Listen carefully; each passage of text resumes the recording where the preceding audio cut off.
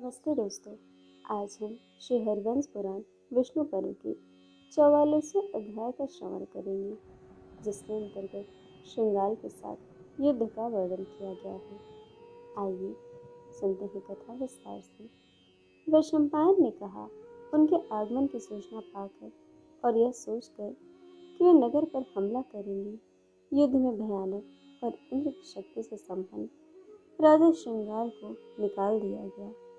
हथियारों से भरी एक रथ पर सवार, जिसकी मुस्कुराहट के लिए उसके धुरों की गड़गड़ाहट होती है, तरह तरह के आभूषणों से सुसज्जित, अच्छे तीरों और तरकशों से भरा हुआ, समुद्र की तरह ध्वनि करने वाला, तेजी से दौड़ने वाले घोड़े द्वारा खींचे जाने वाला, मजबूत सुनहरे धुरों से सुशोभित, गरुड़ के समान चलने वाला, सूर्य की किरणों के समान लगाम से संचालित, सूर्य के समान दीप्तिमान और इंद्र के वाहन के समान वह नगर के बाहर चला गया। शत्रुओं के रथों पर प्रहार करने में समर्थ रथों में सबसे आगे श्रृंगार कृष्ण के पास उसी प्रकार आए जैसे कोई कीड़ा ज्वाला के पास आता है। तीखे बाड़ों, कवच, सुनहरी मालाओं, श्वेत वस्त्र तथा ऊर्जा सुसज्जित, हाथ में धनुष लिए तथा अग्निमय नेत्रों वाले राजा श्रृंगार गुणों से युक्त अपने धनुष को बार बार घुमाने लगे। बिजली चमकना, वह क्रोध से उत्पन्न वायु वमन करता हुआ अग्नि की लपटों के समान दे दीप्तिमान तथा आभूषणों की कांति से जलता हुआ पर्वतों से श्रेष्ठ सुमेरु के समान रथ पर सवार दिखाई दे रहा था। उसके चिल्लाने और रथ के पहियों की घड़घड़ाहट से भयभीत होकर पृथ्वी उसके भार से दब गई। पितृ पुरुष और पर्वत के अवतार के समान सुंदर श्रृंगार को आते हुए देखकर वासुदेव को दुख नहीं हुआ। धीरे धीरे क्रोध के प्रभाव में आकर युद्ध की इच्छा से श्रृंगार तेजी से दौड़ने वाले रथ की सहायता से वासुदेव के पास पहुंचा। वासुदेव को आराम से बैठा देखकर श्रृंगार उनकी ओर ऐसे दौड़ा जैसे बादल पर्वतों की ओर बढ़ते हैं। वासुदेव ने थोड़ा मुस्कुराते हुए उसे जवाबी लड़ाई देने के लिए खुद को भी संबोधित किया। तदनंतर उन दोनों में जंगल के दो क्रोधित हाथियों के समान भयानक मुठभेड़ होने लगी। युद्ध के शौकीन और अपने पद के अभिमान वाले ऊर्जावान श्रृंगार ने अज्ञानतावश युद्ध के लिए उपस्थित कृष्ण से कहा, हे कृष्ण, मैंने गोमंत पर्वत पर मूर्ख राजाओं की कमजोर सेना में आपके काम के बारे में सुना है, जिनके पास कोई नेता नहीं था। मैंने युद्ध में अनुभवहीन और दया की योग बेकार क्षत्रियों के हार के बारे में भी सुना है। तभी मैं अब जगत के सम्राट की प्रतिष्ठा में ठहरा हूँ। क्या आप मेरे सामने ठहरते हो? आप युद्ध कला में निपुण नहीं हो। जब मैं आपको रोकूंगा तो निश्चय ही आप उड़ जाओगी। आप अकेले हो और मैं अपनी सेना के साथ हूँ, इसीलिए आप मुझसे इस प्रकार युद्ध नहीं करना चाहिए। आओ, मैं अकेला ही युद्ध करूँगा। दूसरे घटिया आदमियों से क्या काम? हम दोनों लड़ाई में शामिल होंगे और हम में से एक निष्पक्ष लड़ाई में मृत्यु को प्राप्त होगा। यदि आप मारे गए तो हे कृष्ण, मैं दुनिया में एकमात्र वासुदेव बनूंगा, और यदि मैं मारा गया तो केवल तुम ही होगी। श्रृंगार उन शब्दों को सुनकर और जैसा चाहो मुझ पर प्रहार करो कहकर क्षमताशील माधव ने अपना चक्र उठा लिया। तत्पश्चात युद्ध क्षेत्र में क्रोध के कारण अपनी सुध बुध खोकर सीमित पराक्रम वाले श्रृंगार ने कृष्ण पर बाणों का जाल बिछा दिया। शक्तिशाली श्रृंगार ने कृष्ण पर गदा और अन्य विभिन्न हथियारों की वर्षा की, और आग के लपटों से ढके हथियारों से बेरहमी से हमला किए जाने पर श्री कृष्ण पर्वत की तरह निश्चल पड़े रहे। इस प्रकार वह बारंबार आक्रमण करके क्रोध से भर गया और उसने अपना चक्र उठाकर श्रृंगार की छाती पर फेंक दिया।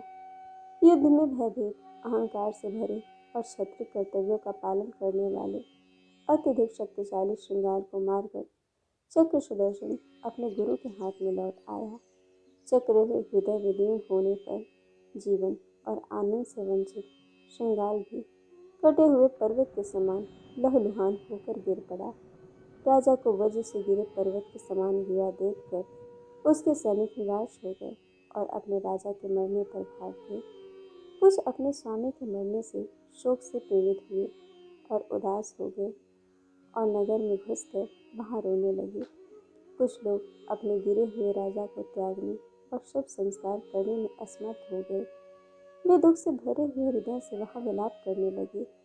इसके बाद शत्रुओं के संहारक कमल नयन कृष्ण ने अपनी उंगलियों से चांदी वाले चक्र व सुसज्जित देखकर वहां एकत्रित लोगों को सुरक्षा की घोषणा करते हुए बादलों की गड़गड़ाहट जैसी आवाज में कहा, डरो मत, डरो मत। इस प्रकार कृष्ण द्वारा सांत्वना दी गई और उन्होंने देखा कि उनके राजा की छाती घायल हो गई है और वे श्रीगाल की प्रजा के लिए चोट खाए पर्वत की भांति पृथ्वी पर गिर रहे हैं।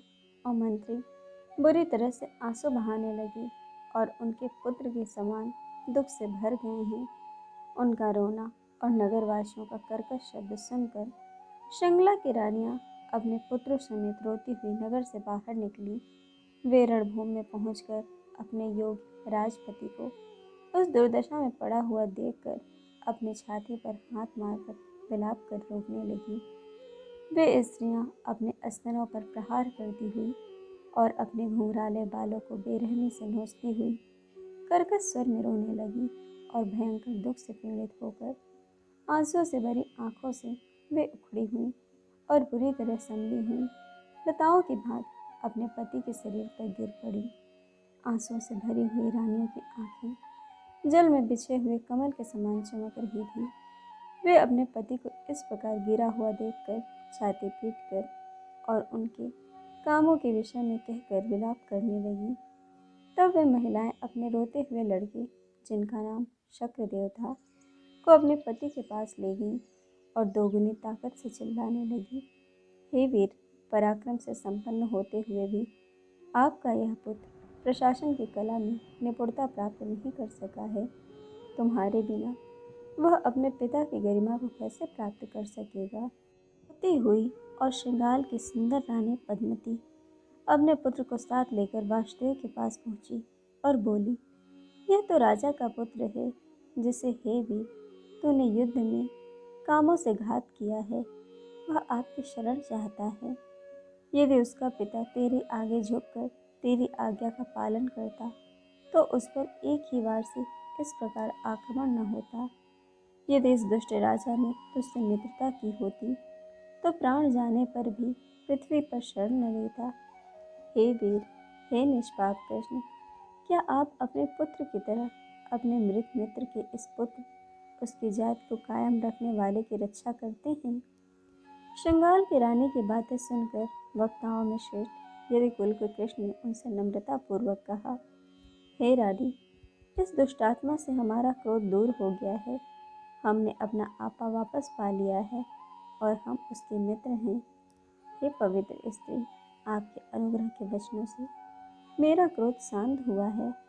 निःसंदेह श्रृंगाल का यह पुत्र मेरे समान ही है।